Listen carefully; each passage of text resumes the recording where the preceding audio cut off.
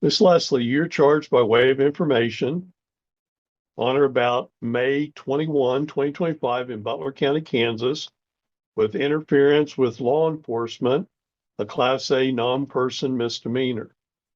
Count 2, same date and location, no proof of insurance, a Class B non-person misdemeanor.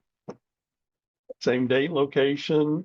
Count 3, no driver's license in possession, an unclassified non-person misdemeanor. Though, then count 4, same date and location, failure to register vehicle, and unclassified non-person misdemeanor. And Miss Leslie, do you understand the charges pending against you? I comprehend the alleged charges against me. Thank you, Miss Leslie. Miss Leslie, you do have the right to counsel. If you cannot afford an attorney. Excuse me, I was going to say that I comprehend the certain statutory allegations that have been made against me, but I cannot and do not admit to understanding or accepting the jurisdiction of this court over my person or the subject matter absent proof of corpus delicti and a verified complainant from an injured party. To do so would constitute a waiver of fundamental rights, which I explicitly refuse to waive pursuant to KSA subsection 60-212 in the doctrine. You do have the right to counsel. If you cannot afford an attorney, one would be appointed to represent you. And Miss Leslie, are you currently employed? For the record, Your Honor, just to start from the beginning, I, Sydney Taylor Leslie, appearing specially and not generally in propria persona, sui juris, as a living woman and not as a legal fiction or corporate entity. I reserve all rights without prejudice pursuant to KSA subsection 84-1-308 and UCC 1-308. Let the record reflect that my appearance today is under explicit protest and duress and solely for the purpose of challenging jurisdiction and preserving my unalienable rights as secured by the Constitution for the United States of America and the Constitution of the State of Kansas. And Your Honor, before these proceedings advance further, I must respectfully challenge this court's jurisdiction in toto and move for immediate dismissal of all charges. I hereby invoke the burden-shifting doctrine established in State v. Shepard in 2009 and State v. Seams in 2004, which places the affirmative burden upon the prosecution to establish by sworn non-hearsay allegations within the four corners of a valid charging instrument that every element of the alleged offense and my commission thereof has been properly established. The threshold matter of jurisdiction must be adjudicated prior to any other proceedings. As articulated in Ex parte Young in 1908 and recognized by the Kansas Supreme Court, jurisdiction is the fundamental prerequisite to all jurisdictional proceedings. The legal maxim ex injuria just non autora, law does not arise from injustice, applies to these proceedings in their entirety.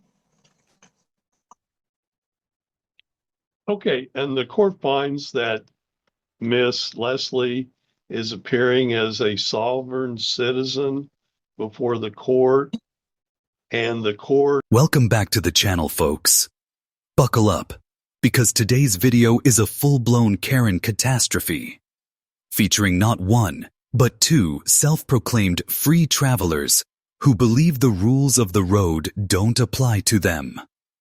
Our main star?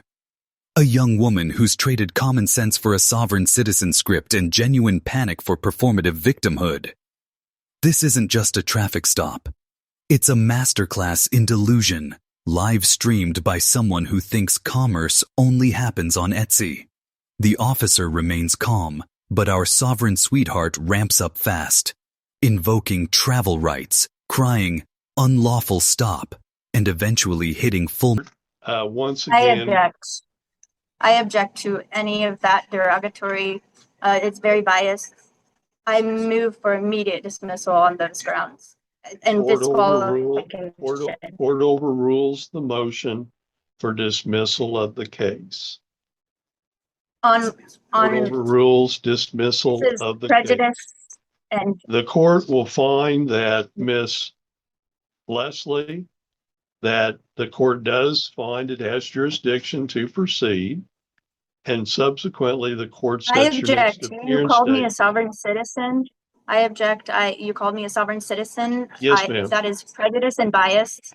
And No it prejudice or requires bias for is asserted immediate as to dismissal of my yourself. case. However, the court, as opposed to trying to write down docket notes to that effect, is just recognizing what you are advising the court, that the court has no jurisdiction over you. Here we go.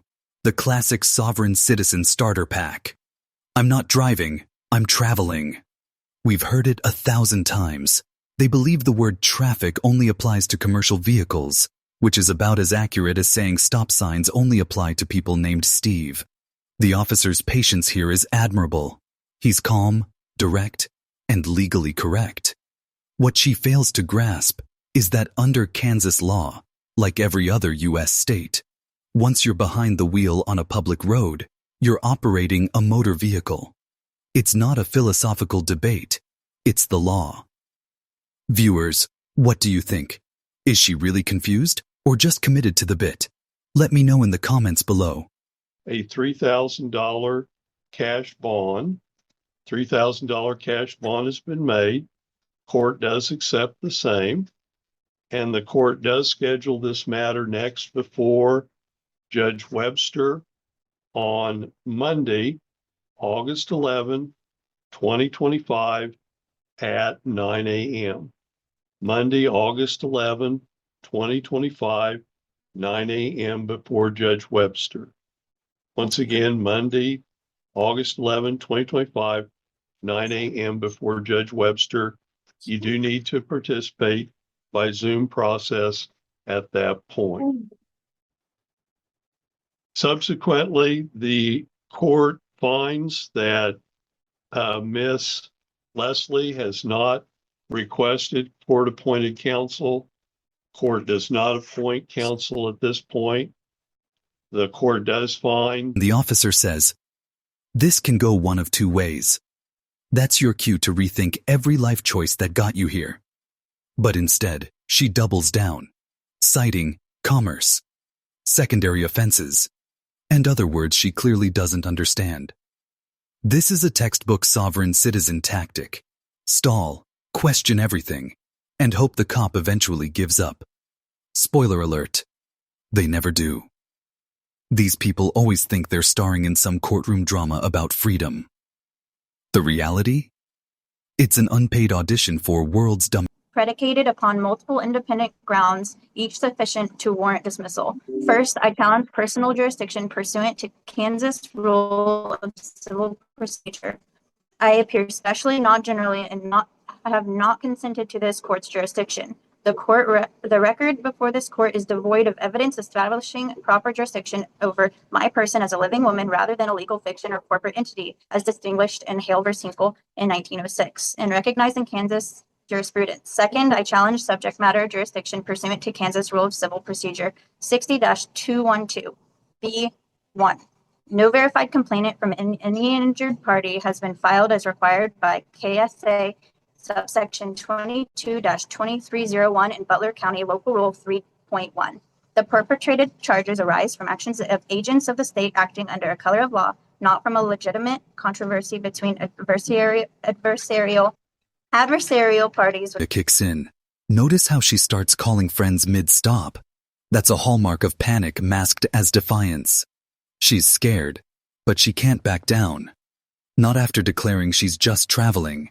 At this point, she's convinced she's being targeted for her status, instead of, driving without registration, insurance, or a clue. The irony? The only one escalating the situation here is her. The officer's tone stays steady, but you can feel the patience wearing thin.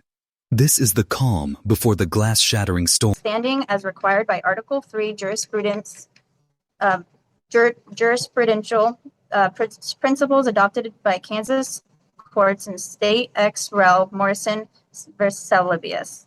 Third, I challenge territorial jurisdiction. The alleged incident occurred after I had ceased operating my conveyance and was exercising my unalienable right to travel, placing it outside the territorial jurisdiction of traffic enforcement under KSA subsection 8-244, which by its plain language applies only to licensees who have voluntarily. And here it comes. The sovereign citizen's worst nightmare. Consequences. The officer gives her one last chance to comply, and she responds with the usual, "Am I under arrest?" routine. Here's a fun fact. Once lawful orders are ignored, the window isn't a metaphor. It's about to be an exit strategy. At this stage, she's not a free traveler. She's an unlicensed driver obstructing lawful enforcement.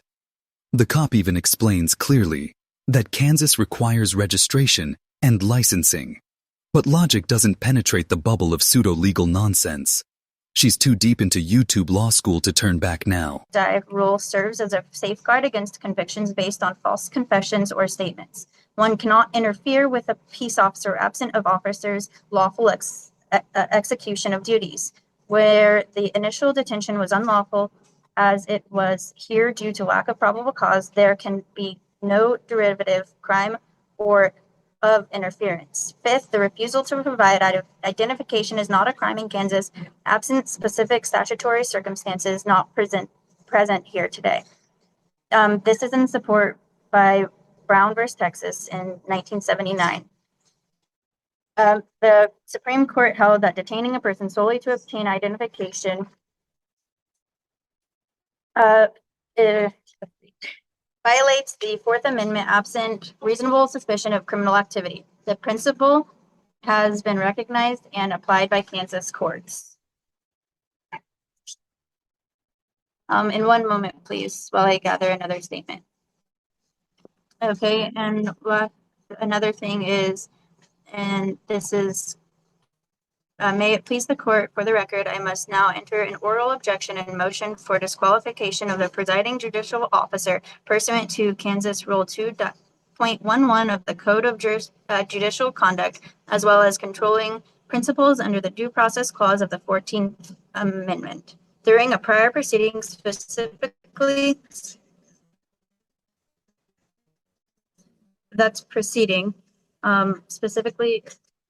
this court referred to me by the term sovereign citizen, a pejorative classification which carries with its government manufactured implications of extremism, frivolous, and legal. And there it is. Glass meets gravity. The window's gone, and so is her illusion of sovereignty. The moment the window breaks, every right to travel video she's ever watched flashes before her eyes.